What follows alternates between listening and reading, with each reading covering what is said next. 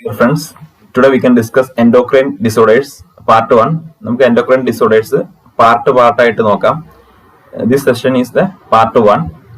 So ശ്രദ്ധിച്ചിരിക്കുക, exam points ആണ്. So glands are the organs which secretes chemical substance.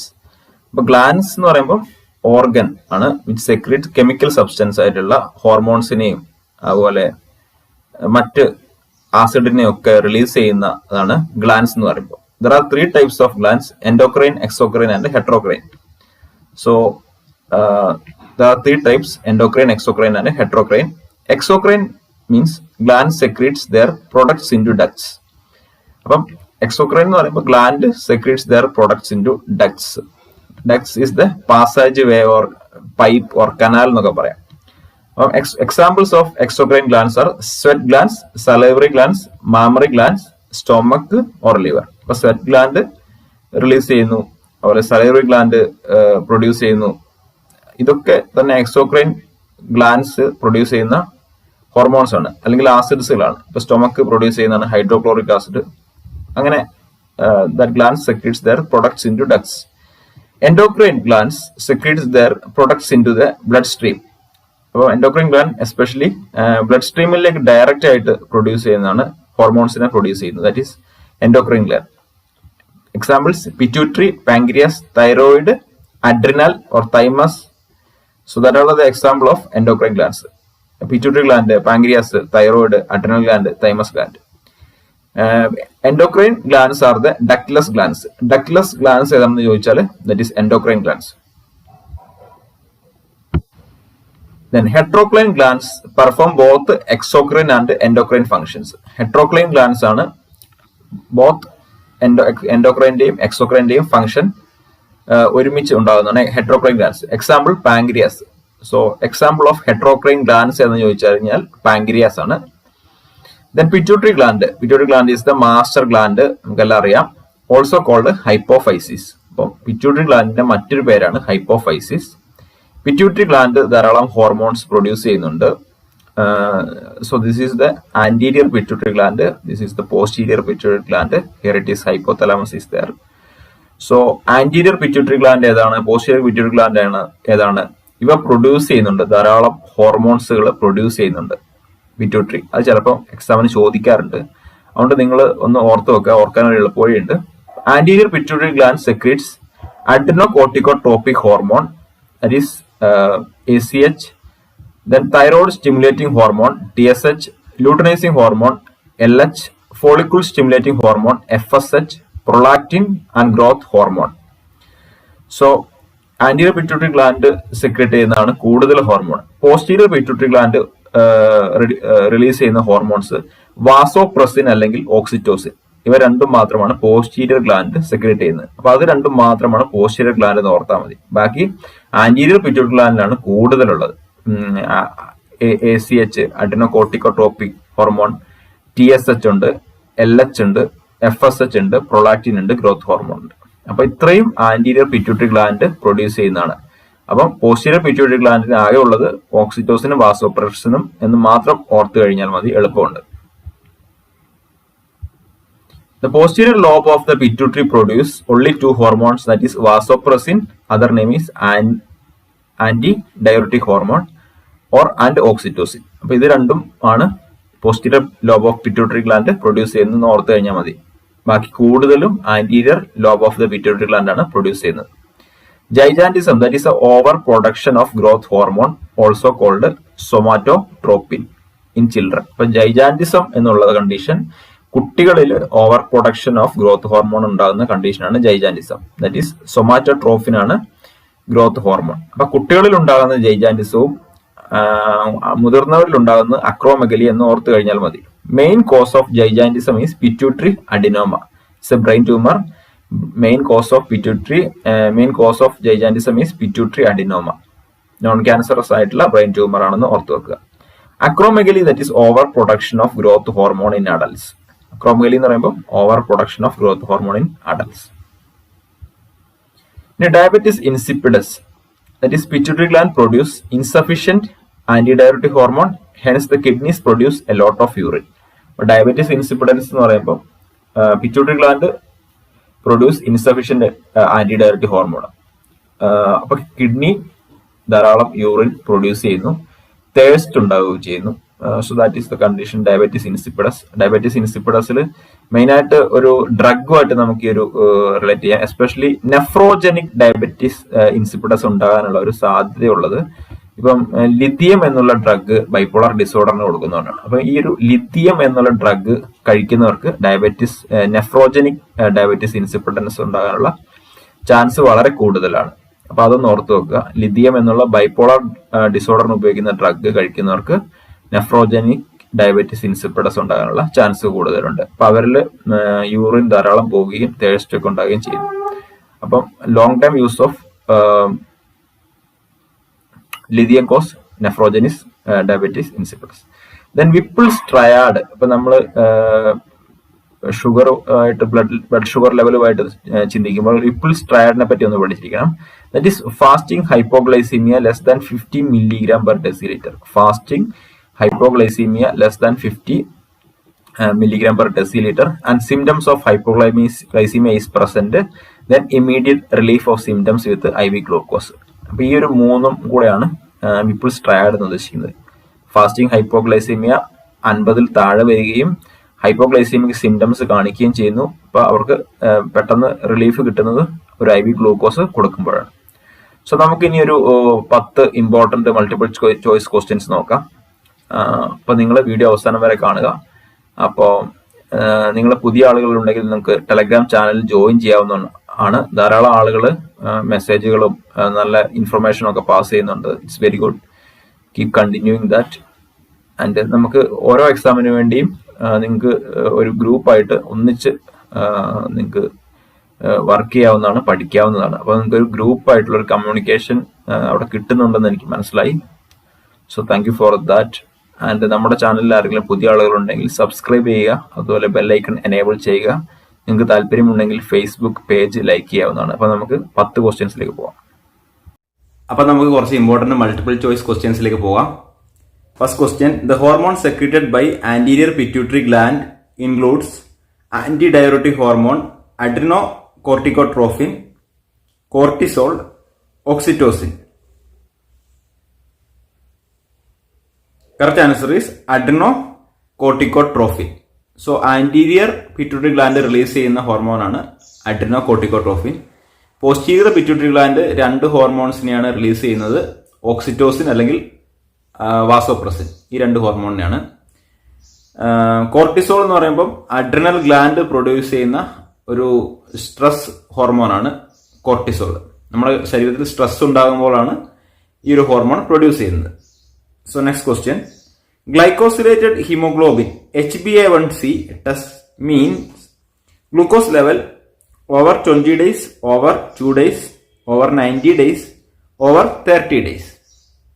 Glycosylated hemoglobin അല്ലെങ്കിൽ glycated haemoglobin എന്നുള്ള ഹീമോഗ്ലോബിന്റെ അളവ് past 90 ഡേയ്സിൽ നമ്മുടെ ബ്ലഡ് ഷുഗർ ലെവല്, നമ്മുടെ ശരീരത്തിൽ ഉണ്ടാകുന്ന ബ്ലഡ് ഷുഗർ ലെവല് അറിയാൻ വേണ്ടിയാണ് നമ്മൾ ഗ്ലൈക്കോസിലേറ്റഡ് HB അല്ലെങ്കിൽ HbA1c നമ്മൾ ഹോസ്പിറ്റൽ സെറ്റിംഗ്സിലൊക്കെ പറയുന്ന ആ ഒരു ലെവൽ നോക്കുന്നത്. നമ്മുടെ ഒരു blood sugar level past 3 months how our body manage our blood sugar, that we can see the test of HbA1c. Next question,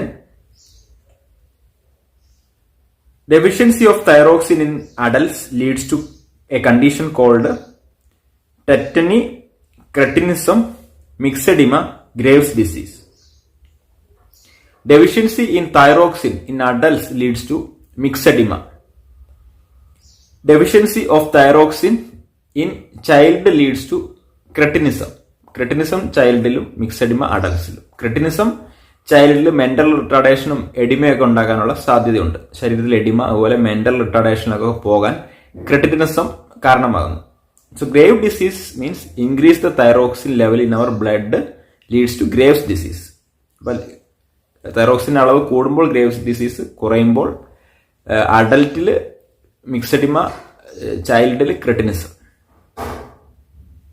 Next question, which of the following is caused by hypoparathyroidism?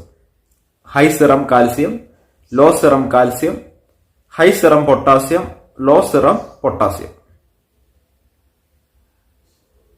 Correct answer is low serum calcium. So hypoparathyroidism cause low serum calcium. So decreased production of parathyroid hormone leads to hypocalcemia. So hypocalcemia എപ്പോഴും hypoparathyroidism ഉണ്ടാകും. Next question, which of the following signs and symptoms are expected from a client with diagnosis of hypothyroidism? Increased blood pressure, moist and coarse hair, tachycardia and weight gain, hypothermia and constipation. Hypothyroidism ആണ്. അതിൽ hypothermia and constipation ആണ് ഉണ്ടാകുക. അപ്പം hypothermia and constipation ആണ് ഹൈപ്പോതൈറോയിഡിസത്തിൽ ഉണ്ടാകുന്നത്. അപ്പോൾ hyper തൈറോയിഡിസത്തിൽ ലോസ് ഓഫ് ഹെയർ ഹൈപ്പർ തൈറോയിഡിസത്തിലും ഹൈപ്പോതൈറോയിഡിസത്തിലും ഉണ്ടാകുന്നുണ്ട്, ലോസ് ഓഫ് ഹെയർ. അതുപോലെ വെയിറ്റ് ഗെയിൻ ഉള്ളത് ഹൈപ്പോതൈറോയിഡിസത്തിലും വെയിറ്റ് ലോസ് ഉണ്ടാകുന്ന ഹൈപ്പർ തൈറോയിഡിസത്തിലും. ഡിപ്രഷൻ രണ്ടിലും കാണുന്ന സിംറ്റംസ് ആണ്.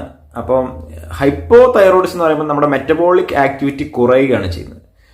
That is hypothyroidism.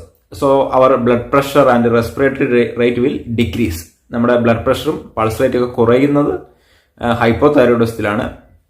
Weight gain ഉണ്ടാവുകയും ചെയ്യുന്നു. അതുപോലെ ഹൈപ്പർ തൈറോയിഡിസിൽ നമ്മുടെ മെറ്റബോളിക് ആക്ടിവിറ്റി അതുപോലെ പെരിസ്റ്റാൾസിസ് ആക്ടിവിറ്റി ഒക്കെ കൂടുകയാണ് ചെയ്യുന്നത് ഹൈപ്പർ തൈറോയിഡിസത്തിൽ. അതൊന്ന് ഓർത്ത് വെച്ചാൽ മതി. ഹൈപ്പോയിൽ മെറ്റബോളിക് ആക്ടിവിറ്റി അതുപോലെ പെരിസ്റ്റാൾസിസ് കുറയുകയും ഹൈപ്പറിൽ കൂടുകയും ചെയ്യുന്നു. സോ ഹൈപ്പറിൽ പൾസ് റേറ്റ് കൂടുന്നു. So in this picture you can pause this picture and read all the points related to hyper and hypoparathyroidism. Next question, the most rapid absorption of insulin occurs in abdomen, arms, thigh, buttocks. Correct answer is abdomen. Abdomenilana rapid absorption of insulin ഉണ്ടാകുന്നത്. കാരണം there are so many subcutaneous tissues in abdomen. Abdomen ഏരിയയിൽ ധാരാളം subcutaneous tissue ഉള്ളതുകൊണ്ട് തന്നെ rapid absorption നടക്കുന്നു. അതുപോലെ tissue damage ഉണ്ടാകാനുള്ള chance വളരെ കുറവാണ് ലാർജ് ഏരിയയിൽ സബ്ക്യൂട്ടേനിയസ് ടിഷ്യൂ ഉള്ളത് കൊണ്ട് തന്നെ. Next question, the nurse is teaching a client to self administer insulin. The instruction should include in teaching session inject the needle at a 45-degree angle, rotate injection site, vigorously massage the area after injection, all of the above. So the nurse should teach the client to rotate the injection site. Correct answer is rotate the injection site. Other inject the needle at 45-degree angle is not correct. നമ്മൾ insulin ചെയ്യുമ്പോൾ 90-degree ആംഗിളിലാണ് നമ്മൾ ചെയ്യുന്നത്. Subcutaneous ടിഷ്യൂവിൽ 90-degree angle we have to inject. Then vigorously massage the area will alter the absorption of level of insulin. So നമ്മൾ vigorously നമ്മൾ massage ചെയ്യരുത്. Then that is the answer. Rotate the injection site to minimize the tissue damage and easy absorption of insulin. So നമ്മൾ rotate ചെയ്യുക, injection site rotate ചെയ്യുക, damage tissue damage കുറയ്ക്കാൻ വേണ്ടി. Next question, diabetes insipidus is caused by the deficiency of antidiuretic hormone, insulin, glucagon, renin. Correct answer is antidiuretic hormone. Deficiency of antidiuretic hormone leads to diabetes insipidus. അപ്പോൾ diabetes insipidus എന്നുള്ള കണ്ടീഷനിൽ നമ്മുടെ urine level, kidney ധാരാളം urine produce ചെയ്യുന്നു. അതുപോലെ നമ്മുടെ തേസ്റ്റ് നല്ലൊരു ദാഹം ഉണ്ടാവുകയും ചെയ്യുന്നു. കിഡ്നി ധാരാളം വാട്ടർ എക്സ്ക്രീറ്റ് ചെയ്യുന്നു. It's common in patient with taking lithium, nephrogenic diabetes insipidus. ഞാൻ നേരത്തെ പറഞ്ഞതാണ്, അതോടെ ഒന്ന് ഓർത്ത് വെച്ചേക്കുക. Next question, what are the signs and symptoms of Cushing syndrome other than obesity? Abdominal striae and ankle enlargement, large thighs and upper arms, posterior neck fat pad and thin extremities, flabby abdomen and large hips. Cushing സിൻഡ്രോത്തിന്റെ signs and സിംറ്റംസിൽ include ചെയ്യുന്നതാണ് posterior neck fat pad and thin extremities. അപ്പം posterior neck നെക്കിൻ്റെ ഈ ഭാഗത്തുള്ള ഒരു fat ആയിട്ടുള്ള പാടുണ്ടാകുന്നു, തടിച്ച ഒരു അവസ്ഥ വരുന്നു. അതുപോലെ തന്നെ തിൻ എക്സ്ട്രിമിറ്റീസ് ആയിരിക്കും. അതുപോലെ കുഷിങ് സിൻഡ്രത്തിൽ നമ്മൾ കുഷിങ്സ് ട്രയാഡ് എന്ന് ഓർത്ത് വെച്ചേക്കുക. So there will be increased blood pressure and decreased pulse rate and decreased respiratory rate. Blood pressure മാത്രം കൂടുകയും പൾസ് റേറ്റും അതുപോലെ റെസ്പിറേറ്ററി റേറ്റും കുറയുകയും ചെയ്യുന്നു. That is the Cushing triad. 3 സിംറ്റമാണ്. പൾസ് റേറ്റ്, ബ്ലഡ് പ്രഷർ കൂടുന്നു, പൾസ് റേറ്റ് കുറയുന്നു, റെസ്പിറേറ്ററി റേറ്റ് കുറയുന്നു. So that is the Cushing triad.